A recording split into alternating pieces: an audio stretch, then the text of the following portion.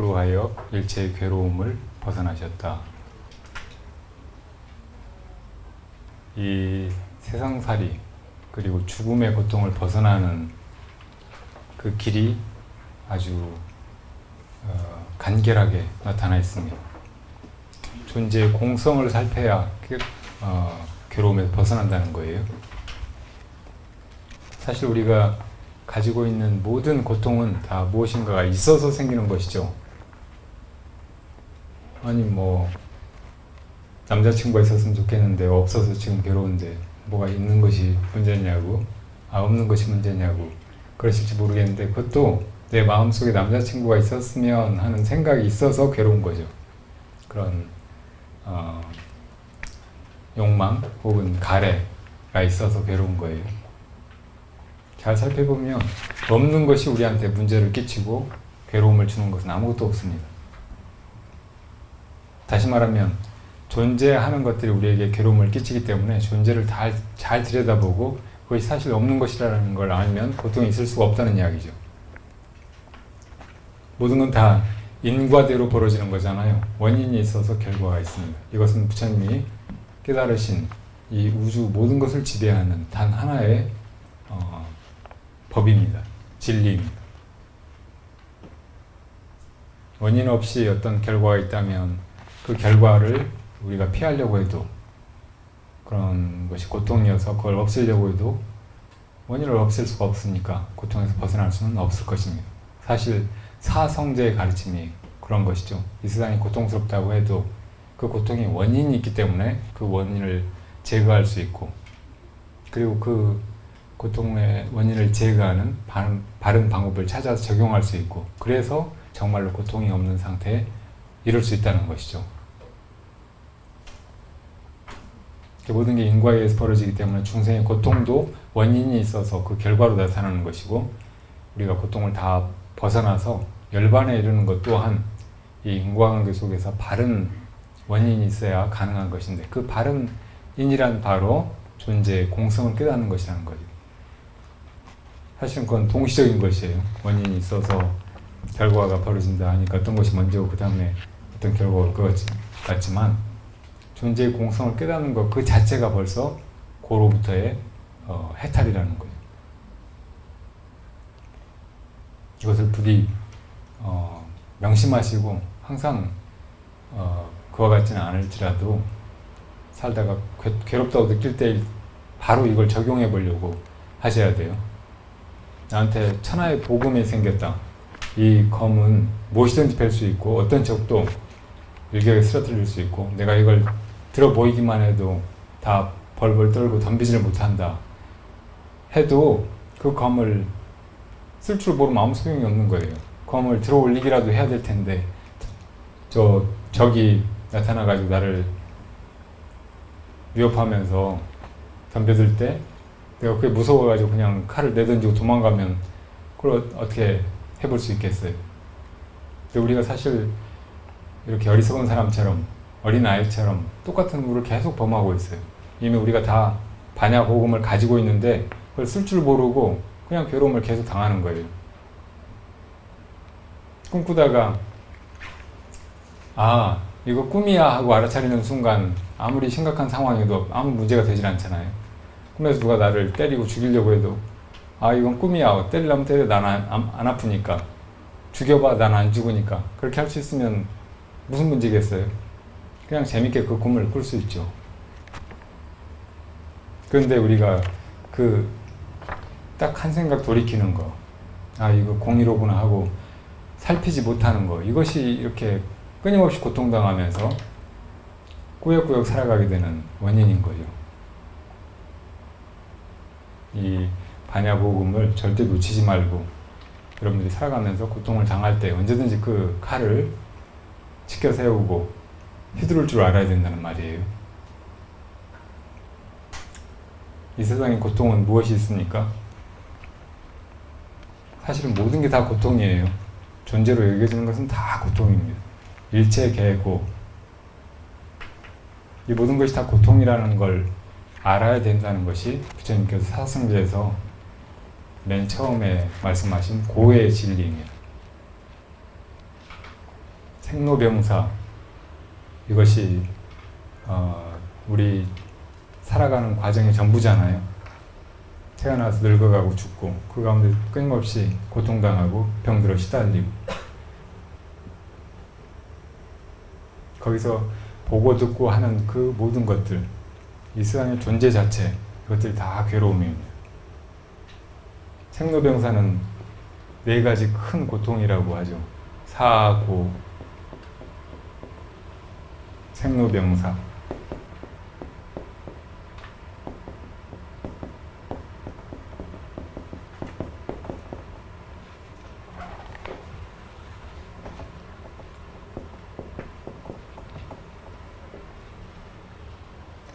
태어나는 것 괴로운 일입니다. 죽었을 때 사실은 사람이 아주 편안하고 가벼워진다고 해요. 어떤 사람들은 목을 메어서 자살하는데, 자살하는 사람들이 다른 사람들이 보기에는 이해가 가지 않을 때가 있어요. 어떤 때는 그 옷장에 거기다가 목을 베가지고 그냥 이렇게 발을 이렇게 세우면은 목이 졸리지 않을 텐데 그냥 그렇게 매달려 죽어요. 심지어 어떤 사람은 주에 침대에다가 넥타이를 매가지고 앞으로 이렇게 기울여가지고 목이 막혀서 죽었더래요. 왜 그렇게 죽을까요? 숨 막히는 거 굉장히 고통스러운 일이잖아요. 근데 자살하려고 마음 먹은 사람들은 이 사는 게 너무 괴로우니까 차라리 죽고 싶은 마음이 아주 굳고 확실한 거예요. 근데 정말 죽으려고 작정하고 조금만 목이 메다 보면 이제 편안해진다는 거예요. 심지어는 큰 희열이 느껴진대요. 몸에서 벗어나는 그런 희열이. 근데 우리가 사실 무슨 일로 감동하거나 정말 놀라웠을 때 숨이 멎는 것 같잖아요. 어린 때를 기억하는 사람들은 태어나가 처음에 숨 쉴 때 그 고통을 이야기하는 사람이 있어요. 정말 괴롭대요. 우리는 숨 쉬는 것이 너무 익숙해서 숨을 쉬어야 편안하고 숨을 못 쉬면 정말 괴롭게만 여기잖아요. 근데 어릴 때 첫 호흡할 때 느끼는 그 고통이 이루 말할 수가 없대요. 그래서 애들이 다 운다는 거예요. 태어날 때. 반대로 죽을 때 이제 숨이 막히면은 처음에는 괴로운데 조금만 지나면 편안하고 너무 아늑해서 쾌락까지 느껴지고 그래서 그냥 그대로 죽는데요. 다시 말하면 우리가 숨 쉬고 살아간다는 거, 이 첫 호흡을 터뜨린 때로부터 이렇게 살아있다는 것이 온통 괴로움인 것이죠. 그리고 태어난 것은 반드시 죽음을 향해서 가죠. 태어난 모든 것은 죽습니다. 생겨난 것은 반드시 멸한다. 이것은 그 누구라도 바꿀 수 없는 우주의 철칙이에요. 생은 필연적으로 죽음을 낳습니다. 그리고 그 죽음은 참 두렵고 괴로운 것이죠. 죽을 때 참 편안하게 행복하게 죽는 사람은 거의 없어요. 정말 수행을 잘 하시고 또 정말 잘 살아간 사람들은 가끔 그러는 경우도 있죠. 미소를 띠고 가는 사람들도 있긴 있어요. 그렇지만은 대부분 다 죽음이 끔찍한 고통을 수반하는 것처럼 보입니다. 그리고 그 죽음은 누구에게나 다 닥치죠. 그리고 그런 죽음이 아니어도 우리가 살면서 몸이 조금 불편하거나 마음이 좀 고통스럽거나 심란하거나 할 때 얼마나 괴로워요.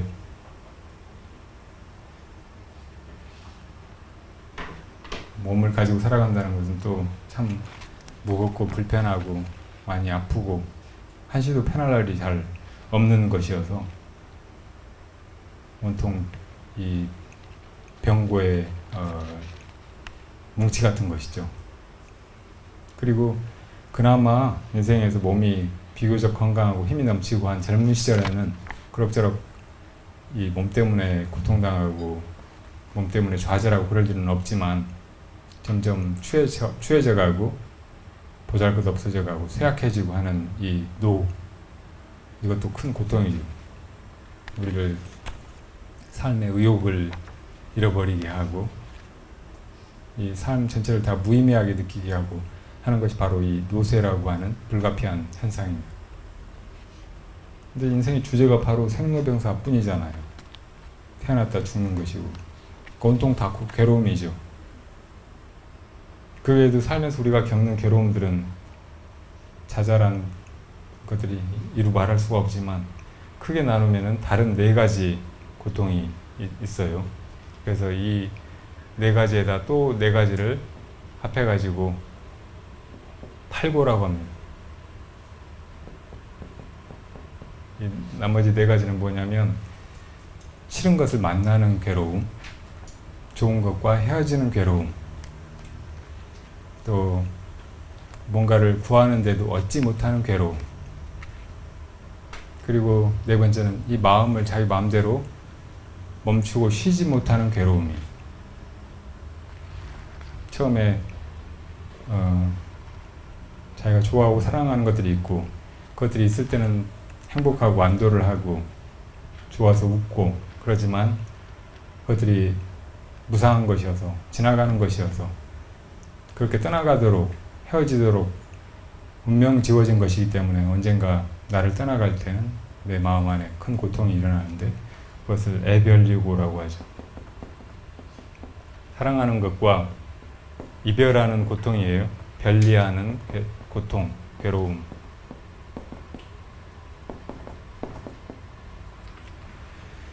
무엇인가를 사랑함에도 불구하고 반드시 헤어짐이 따르는 그 고통이죠. 누군가를 정말로 사랑해 본 사람은 그 고통을 다 겪어보았을 거예요. 혹은 그 고통을 앞두고 있어요.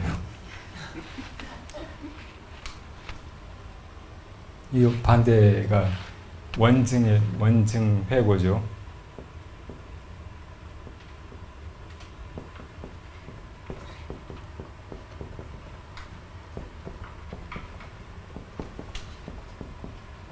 원수 같고 미워하는 것과 만나는 고통이에요. 사실 살면서 참 힘들고 어떻게 해볼 수가 없고 괴로운 것 중에 하나가 미운 사람하고 같이 있는 거. 어쩌다가 이런 사람을 내가 만나가지고 벗어나지도 못하고 이렇게 묶여가지고 고통을 당하는지 그걸 지긋지긋하게 느껴보신 분들이 많을 거예요. 근데 묘하게도 살면서 꼭 이런 사람을 만나게 돼요. 대부분 사람들이 다 이 지나간 세월에 사람들한테 잘하고만 살아온 것은 아닐 테니까 또 그렇게 산다고 해도 공연히 그 전부터 우연찮은 악연으로 얽혀서 서로 미워하는 마음이 일어나고 싫어하게 되는 그런 인연이 꼭 만나게 되죠. 또 이 법계가 우리를 다 이 고통에서 저 고통 없는 피안으로 나아가게 하는 그런 가르침의 과정 혹은 배움의 장이라고 해도 이 고통 없이는 우리가 성숙하지 않고 나아갈 수가 없어요. 고통스러운 우리를 힘들게 하는 아프게 하는 상처만 주는 그런 사람들을 만나지 않고는 그렇게 나아가기가 힘들어요. 묘한 일이죠. 인욕바라미를 통해서만 피안으로 갈 수 있게 되어 있나 봐요. 이 고통은 참 말할 수가 없어요. 누군가를 싫어하는 것처럼 사실 괴롭고 언짢고 불편하고 살고 싶지 않고 그런 느낌이 없죠. 차라리 사랑하는 사람과 헤어질 때는 이건 어쩔 수 없는 거니까 이별은 뭐 피치 못할 일이니까 누가 죽는다든지 그냥 그 사람이 내가 정말 싫어 떠났다든지 그러면 그건 어떻게 이해해 볼 수가 있잖아요. 그런데 미운 사람 만나가지고 저 사람 나 안 미워해도 되는데 난 잘못한 것도 없는데 왜 이렇게 나를 미워하는지 왜 또 내가 그 사람을 이렇게 미워하게 되는지 밑도 끝도 없고 합리적으로 해석할 수도 없는 것이 바로 이 뭔가를 싫어하는 괴로움이에요. 세 번째는 구부득고 구해도 구하는 거 참 많죠. 우린 뭔가를 늘 갈망하면서 뭔가를 기다리고 바라고 목마르게 찾으면서 살고 있습니다. 근데 우리가 찾는 것들을 다 얻을 수 있는 것이 인생이 아니죠. 만약에 구하는 걸 다 얻을 수 있다면 그것이야말로 극락일 것입니다. 정말로 극락세계에 태어나면 구하는 것이 뭐든지 다 앞에 현존하게 된다고 해요. 내가 엄마 보고 싶으면 엄마가 눈앞에 나타나시는 거예요. 맛있는 음식이 먹고 싶으면 맛있는 음식이 산해신미가 앞에 나타나고, 구하는 것마다 다 이루어지니까 괴로움이 없는 거예요. 그래서 극락이죠. 근데 이 사바세계는 구하는 것에 반도 얻기 힘든 것이죠. 우리 욕망이 크면 클수록 우리가 만족하고 좋아하고 할 수 있는 건 적어요. 그래서 마음을 비워야 하고, 마음이 가난해야 비교적 이 세상에 있는 것으로, 작은 것들로 만족하고 살아갈 수가 있습니다. 근데 우리는 그렇게 쉽게 마음을 비우지 못하지요. 욕심내지 말아야 될 것을, 내가 감당할 수 없는 것, 내 품에 넘치는 것을 자꾸 원하게 되고, 마음에서 그런 게 일어나니까요. 그러면 그건 즉시 목마름의 고통이 됩니다. 마지막은 오음성고예요. 오음은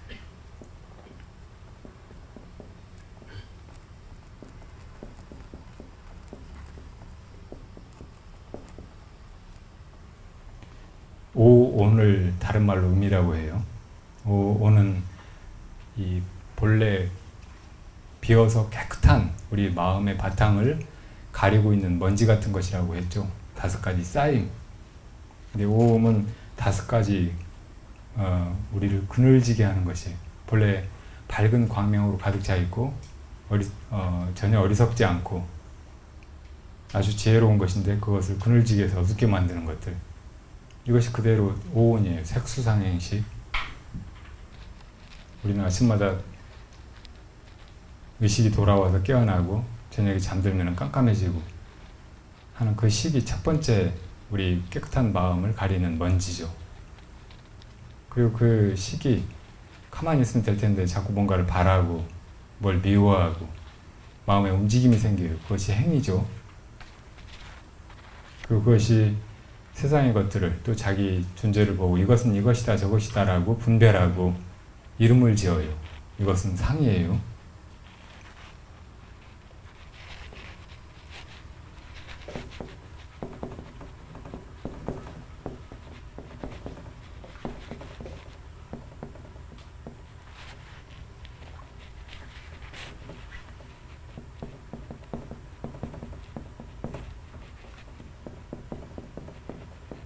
그리고 마음은 한번 열리면 반드시 이 내면과 바깥 대상 세계, 이걸 구분하고 그리고 뭔가를 안에 받아들입니다. 그러니까 안과 밖, 나와 남, 이것이 나누어지고 항상 바깥을 대하고 뭔가를 경험하고 받아들이고 그렇게 존재하게 돼요. 밖에 있다고 생각하는 것이 내 안에 경험되는 것, 인지되는 것이 수죠. 안으로 받아들여지는 거예요. 그리고 이제 밖에 자기 마음으로 만들어서 자기 마음이 놔둔 것을 밖에 있는 것이라고 여기게 돼요. 그것이 색이죠. 눈에 보이는 것은 물론 색이겠지만 소리는 성이고, 코로 맡아지는 냄새는 향이고, 입으로 느낄 수 있는 것은 맛이고, 그 다음에 촉,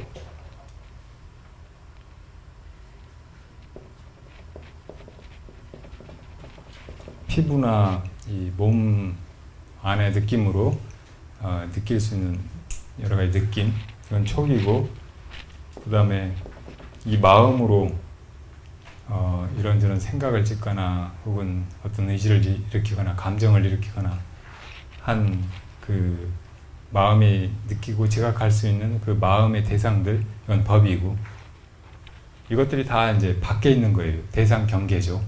이것들이 내 마음에 의해서 안으로 인식이 되는 거고 지각이 되는 거고, 그리고 거기에 대해서 내가 이것은 이것이다 저것이다, 좋다 나쁘다 옳다 그르다 이렇게 분별하게 되는 것이 상이고요. 그리고 거기에 대해서 내가 이건 이렇게 하고 이건 저렇게 하고, 이건 좋아하고 싫어하고, 이건 내 것으로 만들려고 하고 이건 없애려고 하고, 이런 마음작용이 움직임이 일어나는 것, 이것이 행위고, 그리고 그것들을 뒤에서 받치고 있는 것이 깨어있는 의식이죠. 이것이 사실은 모든 것이죠. 색수상행식이. 우리 육신도 이 정신은 수상행식, 뭔가 지각하고 생각하고 마음속으로 마음 작용을 일으키고 또 의식이 깨나고 하는 것들이 다 내 마음이고, 또 내 육신도 이 눈으로 보이고 귀로 뭐 심장이 뛰는 소리든 뭐 이렇게 만지는 소리든 이런 걸 들을 수 있는 게 성이고, 내 몸에서 나는 냄새가 향이고, 이렇게 내 몸에 어떤 것이라고 해도 다 색수상행식에 들어가는 거예요. 그러니까 이 세상 그 어떤 것이라고 해도 이것을 벗어나 있지 않아요. 이 우주가 이렇게 어마어마하게 크고, 그렇다고 해도 눈으로 보이는 것이라면 색이고, 이 우주에서 나는 소리라면 성이고, 다 색성양비촉법이죠. 그걸 우리가 보는 것은 수고, 이것이 우주로구나, 이것이 지구로구나, 이게 우리 집이로구나, 그렇게 생각하는 건 상이고, 내 집을 이걸 파고 저걸 져야지, 그렇게 하는 건 행일 테고, 그것들 다 가능하게 하는 것은 식이고, 그러니까 이 모든 게 다 색수상행식인 거예요. 근데 이것들은 우리가 처음에 이 깨달음을 등지고 마음이 움직이기 시작하면서, 다시 말하면 식이 나타나는 그 순간부터 그냥 벌어져가지고 멈춰지지가 않아요. 맨 처음에 나중에 12연기에서 배우겠지만 깨달음을 벗어나서 자기 마음속에 무지가 생기는 거, 이걸 무명이라고 해요. 무명이 생기는 순간 즉시 마음이 작용하기 시작하고 그걸 행이라고 하고, 그렇게 무명, 행, 식, 명색 이렇게 쭉 단계가 벌어져가지고 그 다음에 우리가 마침내 이 몸을 가지고 태어나게 되고 생, 그리고 태어난 것은 늙어서 죽게 되고 노사, 이 모든 괴로움의 과정이 연이어서 벌어지는 거죠. 근데 이게 멈추질 않는 거예요. 우리 생사도 끊임없이 반복되고, 우리가 하루를 살고 나면 이제 괴로워서 좀 편안히 영원히 쉬고 싶다 해도 다음날 또 눈이 떠져가지고 또 살아야 되고, 이 생각 좀 안 했으면 좋겠다 하는데도 끊임없이 그 생각이 더 떠오르고, 아 이제 욕심 같은 거 좀 내려놓고 또 미워하지도 말고 잘 살아봐야지 해도 불쑥 그냥 또 욕심이 일어나고 미운 생각이 일어나고. 왜 그럴까요, 우리는? 이렇게 우리 마음이 우리가 어쩔 수 없이 지멋대로 움직이는 것이 오음성고예요. 이 오온, 색수상행식이 무성하게 마음대로 벌어지는 거예요. 이 사고, 생로병사와 나머지 사고, 애별리고 원증애고 구부듣고 오음성고, 이걸 벗어나서 고통이 있어요? 부처님의 법은 이렇게 일목요연하고 논리정연하고,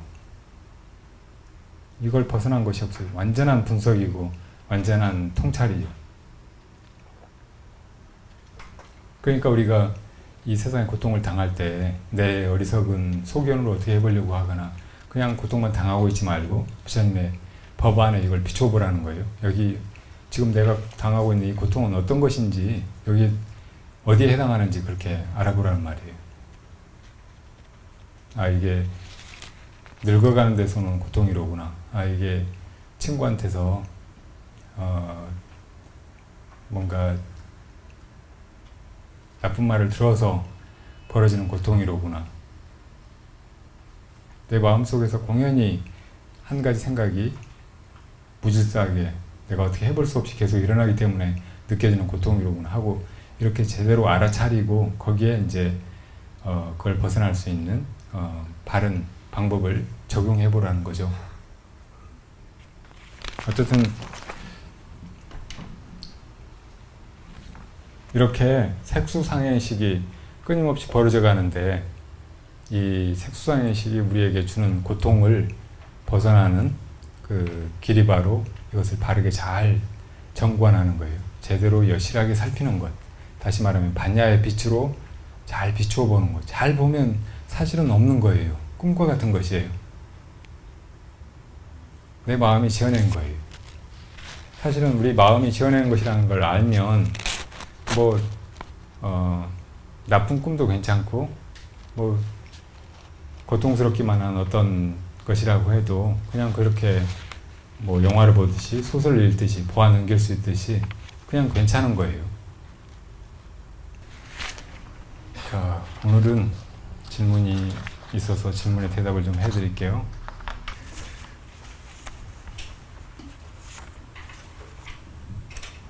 첫 번째 질문은 타인의 큰 허물을 지적하지 않고 무조건 참는 것을 인욕바람이라고 할 수 있는지요?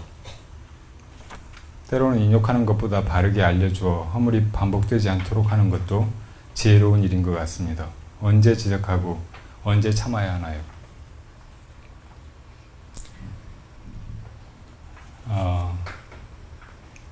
다른 사람을 제도하는 일, 나만 이 세상에서 고통스러워하는 것이 아니고 다른 이들도 다 삶에서 힘겨워하고 고통당하고 있기 때문에 그걸 도의시하지 않고 내가 동참하고 거기서 건져내려고 하는 일, 이것이 보살의 마음이고 실제로 그렇게 살아가는 것이 보살도입니다. 근데 우리가 그런 바른 의도를 가지고 있고 또 좋은 마음으로 그걸 실천하려고 하는데도 그것이 긍정적인 효과를 내기보다는 오히려 부작용을 낳고 다른 사람한테 오해만 불러일으키고 그런 느낌이 드는 경우도 종종 있죠. 부처님께 어떤 제자가 부처님도 화를 내실 때가 있으니까 하고 여쭈었어요. 우리는 보통 화내지 말아야 된다고 배우고 화내는 것, 진심이 고통의 원인이고 마음의 독이라고 배우잖아요. 부처님은 삼독을 다 넘어서신 분이고 마음을 통화하시는 분이기 때문에 화를 전혀 안 내실 것 같은데 부처님 나도 화를 낸다고 하셨어요. 자, 언제 부처님께서 화를 내십니까? 하고 다시 여쭈니까 나는 화를 내는 것이 다른 중생을 참으로 도울 수 있을 때, 그리고 화내는 것밖에 방법이 없을 때, 그리고 그 시점이 아주 적절해서 그때 그렇게 화를 내면 반드시 중생이 달라지고 도움을 얻을 수 있을 때만 화를 낸다고 하셨어요. 근데 이것이야말로 정말 자기 마음을 완전히 통호하는 사람, 화를 완전히 극복하는 사람의 삶의 모습 아닌가요? 자, 여기서 우리가 좋은 그 힌트를 얻어낼 수 있어요. 우리가 다른 사람에게 좋은 조언을 하는 것, 다른 사람에게 도움의 손길을 내미는 것, 이것 역시 지혜로워야 된다는 이야기예요. 다시 말하면 반야에 의지해야 된다는 말이에요. 우리가 세상에서 뭔가를 참는 것도 잘 참아야 되고, 그렇게 잘 참는 것은 반야의 힘으로 바르게 벌어지는 일이라든지 상대방이라든지 혹은 내 존재라든지 이것들이 다 사실은 실제가 아니라는 것을 여실하게 알고 이렇게 받아들이고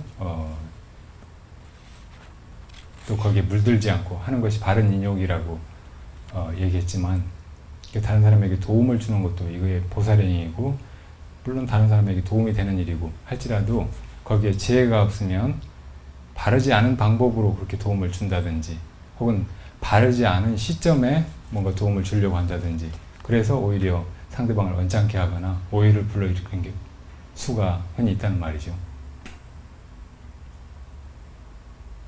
우리가 살면서 아마 다른 사람하고 같이 지내면서 저 사람이 지금 저건 분명히 잘못하는 거다, 그래서 이걸 좀 가르쳐주고 싶다, 이런 느낌이 들 때가 많이 있을 거예요. 근데 실제로 그렇게 해보면 그 사람이 그걸 고마워하고 순수한 마음으로 받아들이기보다는 되게 자존심 상해하고 오히려 더 엇나가서 막 화를 내고 하는 걸 많이 경험하잖아요. 그러니까 이럴 때는 내 의도가 설령 순수하다고 할지라도 나한테 조금 지혜가 부족한 거예요. 아까 부처님이 그러셨듯이 이 시점에서 이 잘못을 지적하는 것이 설령 바른 것이고 좋은 마음으로 하는 일이라고 할지라도 그것이 상대방한테 효과를 가져오기 어려운 때면 안 하는 것이 좋아요. 그래서 이제 정말 그럴만할 때를 기다리는 거예요. 어떤 사람이 술 많이 취해가지고 들어와가지고 막 이것저것 잘못을 하고 나한테 막 잔소리를 하고 하면 거의 같이 화를 내면서 당신 맨 술 먹고 막 이렇게 하는 게 바른 거냐고 아무리 설득력 있게 얘기를 해줘도 그거 안 받아들이잖아요. 대부분 지혜로운 분들은 술 깨기를 기다려가지고 그 사람이 어제 잘못한 것을 스스로 인정할 만하고 또 지금 내가 합리적으로 하는 얘기를 받아들일 만할 때 그렇게 얘기를 할 거예요.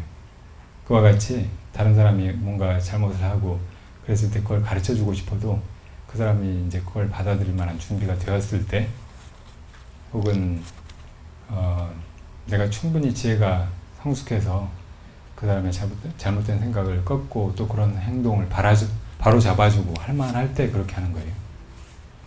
그리고 실제로 내 지혜가 분명해지고 또 내 마음속에 자비심이 온전해지면 내 순수한 뜻은 상대방이 본능적으로 느껴요.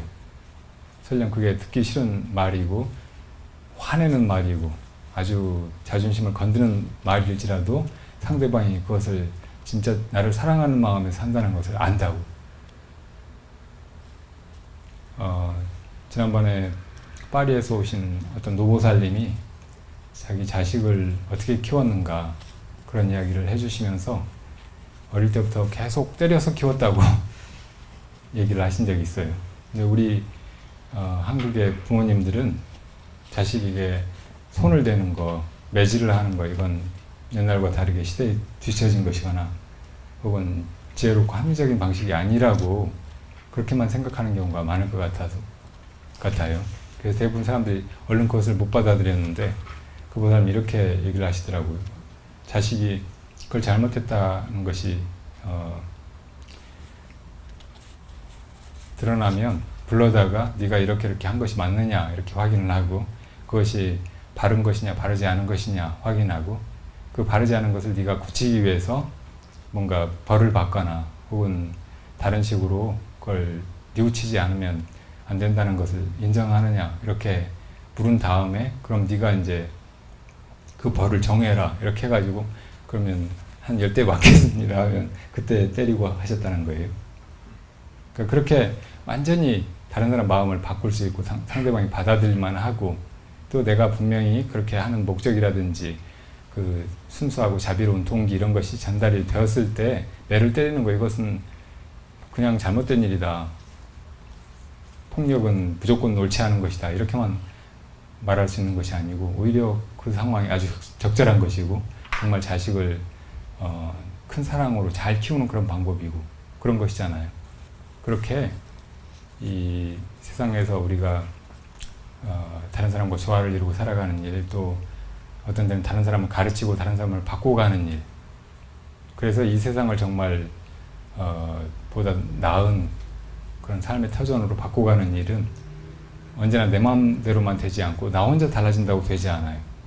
다른 사람에 대한 관심이나 혹은 좋은 목적의식을 가지고 다른 사람과 조화를 이루고 다른 사람을 또 교육하고 바꿔가는 그런 일을 통해서 이루어지는 거죠. 그러니까 이 세상에서 정말 중요한 것은 우리가 잘 배워가는 것이고 다른 사람들을 잘 가르치는 일이고 그렇다고 하면 그 과정에서 그 하나의 숭고한 목적을 위해서 여러 가지 방법들을 아주 지혜롭게 쓸 수 있는 거예요. 그러니까 뭐 어떤 정해진 공식처럼 폭력은 무조건 안 된다. 부모님은 무조건 좋은 말로 합리적인 대화로 자식을 타일러야 된다. 이렇게만 우리가 갇혀 있어서는 안 되는 거예요. 어떤 순간에는 그냥 따끔한 내 매질을 한 번이 10년 동안 계속 공연부를 하는 것보다 그 자식을 진실로 바꿔줄 수 있어요. 그리고 마찬가지로 우리가 살면서 다른 사람에게 언짢은 얘기를 하고 화도 내고 또 아주 직설적인 그런 조언을 할 수도 있는데 반드시 그렇게 할 때 우선 기본적인 자비심이나 지혜가 있어야 된다. 그러니까 동기가 순수하고 완전해야 된다는 거예요. 그 다음에 그 시점이라든지 또 상대방이 그걸 받아들일 만한 준비가 되어 있는가 여부들을 잘 살펴가지고 실효가 나게 그렇게 해야 된다는 말이죠. 다시 말하면 우리가 충분히 지혜로워지고 자비로워지고 그리고 보리심이 원만해지지 않으면은 다른 사람한테 뭔가 잘하고 다른 사람을 잘 가르치고 하는 일이 불가능하다는 이야기예요. 물론 실수할 수도 있어요. 우리가 지혜가 완전하지 않고 불보살님 같지는 않으니까. 그래서 어떤 때는 이제 그냥 해보고 그 결과를 기다려보든지, 혹은 그렇게 시행착오를 통해서 이런 시점에서 이렇게 하는 건 좋지 않구나 하고 그렇게 알아갈 수도 있어요. 그러니까 아직 지금 내가 완전하지 않다고 해서 아예 이런 건 하지 말고, 나중에 나한테 보살심이 완전해지고 또 상대방이 어떤지, 이 일이 어떻게 풀려갈지, 인과관계를 다 볼 수 있는 그런 지혜가 생기기 전에는 아예 이런 걸 하지 말아야 되겠다 이렇게 생각할 필요는 없어요. 나한테 작은 불씨가 있어도 그걸 잘 키워가면은 온전한 큰 불이 되듯이, 내가 이미 조금의 반야나 조금의 자비심은 있기 때문에 그거를 잘 일으켜서 그걸 완전하게 해간다. 그리고 삶에서 벌어지는 사건들, 삶 속에서 나하고 맺어진 인연들은 내가 그걸 잘 실험해가면서 시행착오를 통해서 배워가는 그런 과정이라고 생각하고 한번 시도해봐도 돼요. 그렇지만은 내가 아직 완전하지 않으니까 이렇게 해봐서 안 될 것 같다고 분명하게 판단이 내려지면 즉시 거둘 수 있어야 돼요. 계속 그런 식으로 하고 하다 보면 결과는 안 나타나고 내 좋은 의도가 무시되는 것 같고 하면은 점점 자기 안에 좌절감만 생기고, 상대방은 나에 대해서 거부감이나 싫은 생각만 생기고, 나중에 잘 될 수 있을 기회가 더 멀어질 수도 있죠.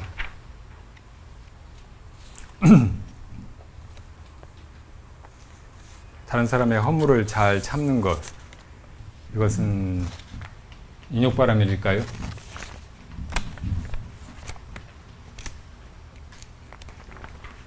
물론 상대방이 악인이라든지 혹은 많이 어리석은 사람이라든지 그래서 어떤 실수를 하고 그것이 나한테 뭐 고통이나 실망을 가져다 주기 때문에 그것을 잘 이기는 것이 인욕바람이라고 할 수도 있을 거예요. 그런데 인욕은 사실은 우리 마음속에 일어나는 고통을 자기가 넘어서는 것이에요. 그러니까 다른 사람의 행동을 고쳐주고 다른 사람의 허물을 바로잡고 하는 일은 그보다는 보살행 혹은 중생을 교화하는 행이라고 할 수가 있고, 그것이 그냥 무작정 참기만 하는 것이라고 할 수는 없을 거예요. 그러니까 조금 다른 문제이긴 한데, 어떻든 이 모든 것이 바른 반야에 의해서 이루어져 가야 하고, 이 보리심 안에서 바른 목적지나 혹은 의도를 잊지 말고 행해져야 된다는 건 분명하겠죠. 자, 두 번째 질문은 스님 아주 유치한 질문입니다. 전 경전을 소리내서 읽으면 자꾸 눈물이 나는데 왜 그럴까요? 왜 그럴까요? 이런 질문을 하는 분들이 많이 있어요. 우리가 부처님 앞에 절할 때 혹은 부처님 생각할 때, 절에 갔을 때, 또 훌륭한 수행자를 보았을 때, 경전을 대할 때, 그냥 뭐 이성적으로 뭔 생각을 해서가 아니고 그냥 눈물이 나는 경우가 들어있죠. 우리는 다 번뇌를 가지고 있는데 그 번뇌가 다 이성적인 것만은 아니에요. 감성적인 것이 많이 있어요. 그리고 감성적인 것은 획수상의식 가운데 수에 가까워요. 하나의 생각이보다는 이 어떤 느낌이죠. 근데 이 느낌들은 훨씬 더 깊고 전체적이에요. 생각은 불쑥불쑥 토막토막 그렇게 일어나고 이어져 가고 하지만, 감정은 한번 일어나면 불쑥 일어나서 한동안 가고, 이게 무슨 덩어리처럼 그게 해소되려면 상당히 시간이 필요하고 또 어떤 계기가 있어야 되고 그런 경우가 많죠. 그러니까 이 색수상의식 일어나는 순서로 보면 상이 먼저 수가 그 다음인 것 같지만, 우리가 살아있는 존재로 느끼기에는 생각보다는 감정이 더 깊어 보여요. 그래서 생각 하나를 다스리기는 비교적 쉬워도 감정을 통과하기는 참 어려워요. 그리고 감정으로 이미 발전해버린 것은 뿌리 뽑아내기가 참 어려워요. 그러니까 처음에 어떤 생각이 일어날 때 그걸 조심하고 잘 다스리고 한 생각을 단속하고 하는 것이 우리 안에 어떤 감정이 일어나가지고 그것이 괴로움을 주거나 문제를 일으키거나 할 때 그걸 어떻게 해보려고 하는 것보다 더 지혜로운 일이죠. 그래도 이제 근본적으로 감정도 일어나는 것이고 아무리 그게 뿌리가 깊은 것이라고 해도 왔다 가는 것, 결국은 제거할 수 있는 것이라는 것을 잘 이해해야 돼요. 조금 수행을 해나가다 보면 자기 마음에 대한 이해가 깊어지면서 이 감정을 자기가 선택하고 다스릴 수 있다는 것을 점점 알게 돼요. 우리는 생각은 자기가 어느 정도 조절할 수 있지만 감정은 자기 안에서 진실하게 일어나는 것이기 때문에 그건 어쩔 수 없고 그걸 오히려 속이거나 아닌 척 하려고 하는 것이 위선적이고 별로 바람직하지 않은 효과가 없는 일이라고 그렇게 느끼기가 쉽죠. 근데 마음에 깊이 이 깊은 차원으로 점점 들어가면서 자기 존재를 깊이 이해하게 되면 이 감정도 마음의 장난이고 자기가 어떤 감정이 일어났을 때 그걸 그냥 무시해버리거나 아니면 딴 쪽으로 마음을 가도록 그렇게 할 수 있다는 걸 느낄 수가 있다고요. 그런데 이 감정은 보통 이 지금 현재의 상황에서 혹은 논리적인 사유를 통해서 일어나는 것이 아니고 업에서 혹은 저 기억의 저편에서 일어나는 경우가 많아요. 그래서 어떤 사람 보면 그냥 좋아지고 어떤 사람 보면 그냥 싫어지고 화가 막 나고 그런 것이 전생에 얽힌 인연 때문에 그렇게 되는 경우가 참 많죠. 그리고 불련이 있는 사람들, 전생에 불련이 있는 사람들이 금생에 다시 경을 하나 소리내서 읽는다든지 어디 산을 가다가 어디서 범종 소리를 듣게 된다든지 우연히 어디서 법문 한 구절을 듣게 된다든지 그럴 때 오는 그 감회는 그냥 처음 그런 걸 듣는 거하고는 아주 다를 수밖에 없죠. 이게 감정적으로 이게 몰려오는 거예요. 당연히 눈물이 나고 그럴 수 있죠. 그러니까 이렇게 경전을 읽을 때 눈물이 난다든지 혹은 부처님을 생각하고 부처님께 절하고 할 때 눈물이 난다든지 그런 건 내가 숙세에 불련이 있어서 그런 거로구나 이렇게 이해해도 돼요. 그리고 그 인연을 잘 살려가고 그 감정이 설령 불편하고 또 결국은 거기서조차 우리가 벗어나야 될 것이라고 할지라도 그런 감정을 막 적대시하고 안 좋은 것이라고 이해할 필요는 없어요. 우리가 불교에 처음 접하게 됐을 때 어떤 이성적인 경로로 경전을 연구하고 불교 사상을 탐색하다가 그렇게 들어오는 경우도 있지만 아주 감성적인 그런 기원으로 그렇게 불자가 되고 불교에 귀하게 되는 수도 많아요. 어떤 스님을 한번 뵙는다든지 혹은 산에 갔다가 우연히 절의 그 아름답고 고즈넉한 분위기에 압도된다든지 그러다가 그냥 불자가 될 수 있는 것이라고요. 그렇게 우리가 금생에서 만나는 모든 일들 또 우리 마음이 버린 생각이나 감정이나 이런 것들이 다 잘 돌이키면은 결국은 우리 모두가 다 이 고통에서 벗어나는 해탈의 길, 그 디딤돌이 될 수가 있고 그걸 그냥 고통이라고만 생각하면 다 감정에 소모고 또 내 마음을 어지럽히는 일들이고 그러니까 가급적이면 긍정적으로 생각하고 긍정적으로 돌이키는 것이 좋은 일이죠. 이 생로병사의 괴로움을 부처님이 우리에게 가르쳐 주신 반야바라밀의 수행을 통해서 다 이겨내고 우리 모두가 다 행복의 길로 우리가 참으로 찾고 있었던 마음 저 깊은 곳에서 늘 갈구하고 있던 그런 내면의 내 참 존재로 돌아가야겠습니다. 모두 성불하십시오.